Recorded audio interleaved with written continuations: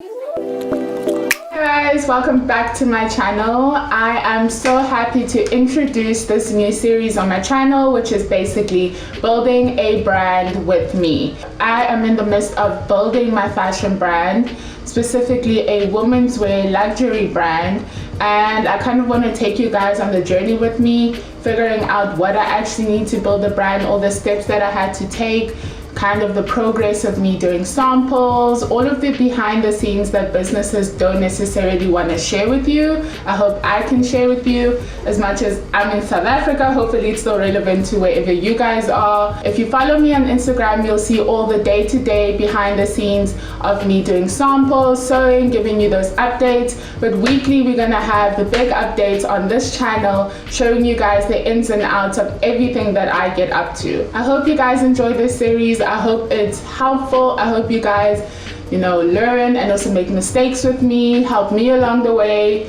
Basically, just comment down below things that you think that I need to know.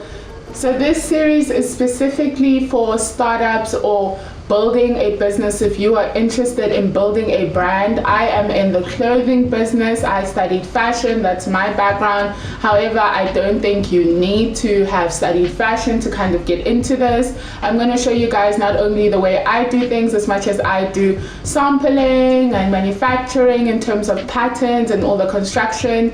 You guys can get your own manufacturers and still build a brand without necessarily having the same knowledge. So I hope we can do it together and enjoy the series. So this is episode 1 of Build a Brand with Me series. So let's get started.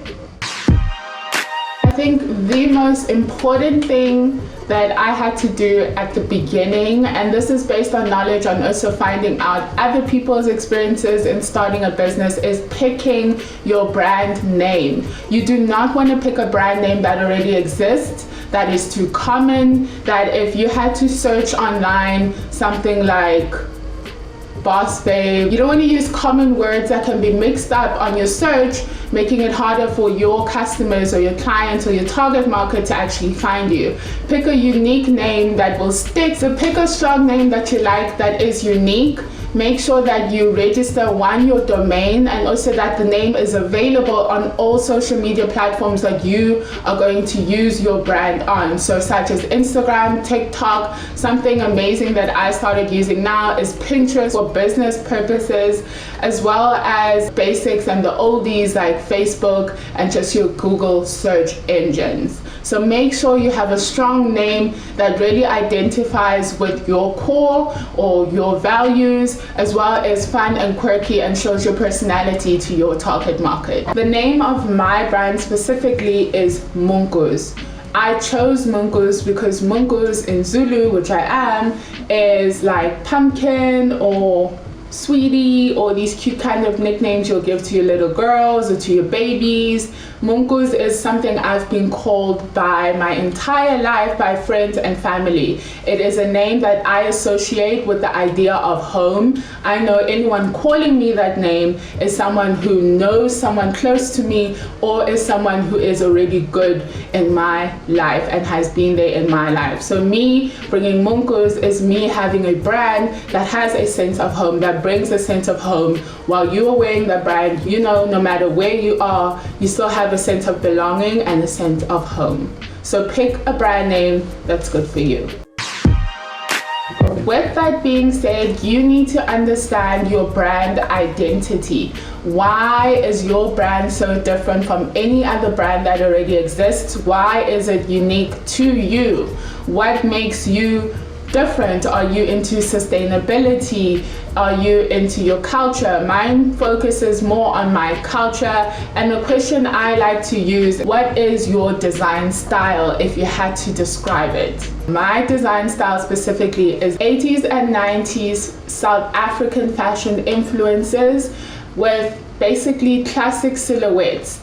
I describe it as intergenerational clothing, as in I know my core is that it was inspired by what my mom wore, what my grandmother wore, and what my great-grandmother wore. But they all had a specific style, a strong silhouette back in the day, and me using that today in a retro and modern way is how I see my brand. Something I value about my brand is that I make sure that it is versatile, that it is layered.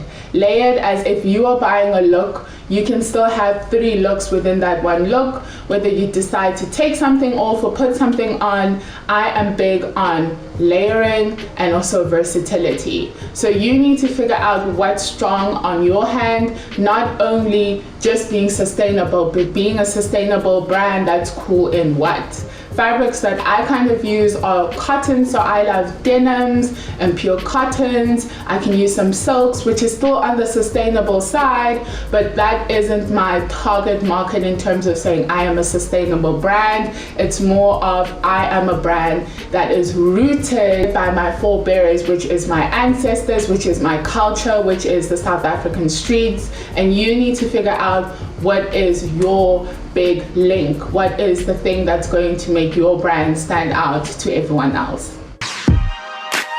The reason all of this is important, identifying your brand name and what you want your brand to kind of be about, or have your target market connect to, is because you need to make sure that your brand is registered within your country, your province, or in other countries they call it states, but in South Africa it's provinces. You need to understand that legally you are okay and have a thumbs up to do business. When you need to work with manufacturers or work with company that will kind of help you in terms of having cheaper prices, they will do so if you are a business and give you wholesale price instead of full price in paying for things. But in order to do that, you need to have a registered business with a valid tax number. I know other countries call it an LLC, with that specific number that will help you with your business without any problems, or help you not have anyone else steal your business legally or your ideas without implications. With that being said, we also have trademarking, which is completely different from you registering your business. Trademarking is making sure that your actual name is not taken. Just as if you were someone who were to invent the cup, make sure that the way you invented the cup, no one else takes it and just puts their own name on it. You need to make sure that trademarking is done, whether it is in your country for now as a small business, and then later on as your business grows, you can trademark your name in different countries. I also think is something very important in the beginning is also registering and having your domain. Your domain is basically going to be what you will use for people searching for your site, your shop. Whether you will eventually have a shop with different types of platforms like Shopify, you need to secure your domain. Make sure you kind of start up and have an idea of the setup you are looking for. Look at inspiration from websites of brands that you already like.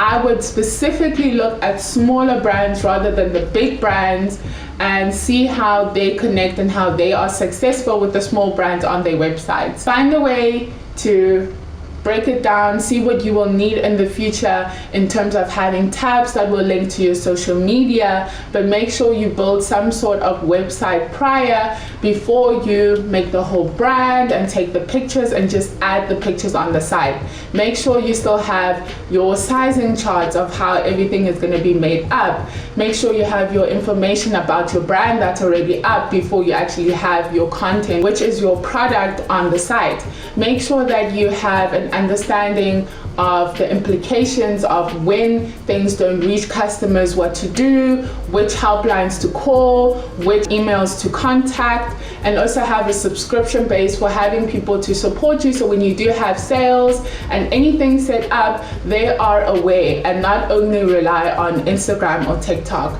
Email subscriptions are really good because those 100 people that you have, you are for sure knowing that they are all receiving that email. Whether they choose to read through it or not, they are receiving it. As for social media, because of algorithms, they only send it to a specific number of people. Not everyone you are following or who is following you will get that information. That all of that is set up on your website before you are just worrying about the shoots and the glitz and the glam, which is the fun part, where you're already done sewing, already have your product, already done with all your stress with manufacturers and fabric and trim. Do what is needed first, make sure that it is correct to the T before having your customers come on the platform and have problems and that be the downfall of your business. I don't know how to stress that enough, but it is so important to have the best customer care, and that relies on your website as well. Another important part, which is figuring out what your inspiration for that collection will be, for that product that you are going to. Is it going to be transitional between different seasons? Is it going to be just 2 different products that you're going to release with 2 different colors? Is it going to be something that is going to be sold throughout the whole year and just switched up? Is it going to be just merch where you're going to put stamps or types of slogans that are more familiar to your fans or target market that they will love? How are you going to go about it? Where is your inspiration going to be rooted? This is also going to be the longest process, because with that being said, you have to find your manufacturers, you have to find where your fabric, where your trims are going to come in from. You have to figure out where all of that to make the actual product is going to be formed, and figure out how it's going to look as well. For me, I am someone who is trying to be sustainable, so I'm using cotton, and cotton is a natural fabric, so I have to also be aware that printing on cottons, as much as I love print, is going to be way more expensive than me printing on synthetic fabric. So you need to be aware of everything that you are going to need in order to make the product and have you still make money.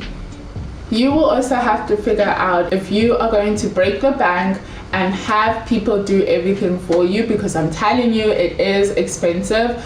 Or you're going to be like most startups, which is like myself, and kind of take everything on your shoulders until you have enough income to get help. When I say this, I know that I am making my own samples, I am making my own patterns, I am making absolutely everything. When I know my first launch, what people actually want, and I've made some sort of profit, I can have one seamstress come in and help me out with my brand, rather than me breaking the bank and finding a manufacturer that will make everything for me but not actually make a profit because my prices and my customer target market do not match.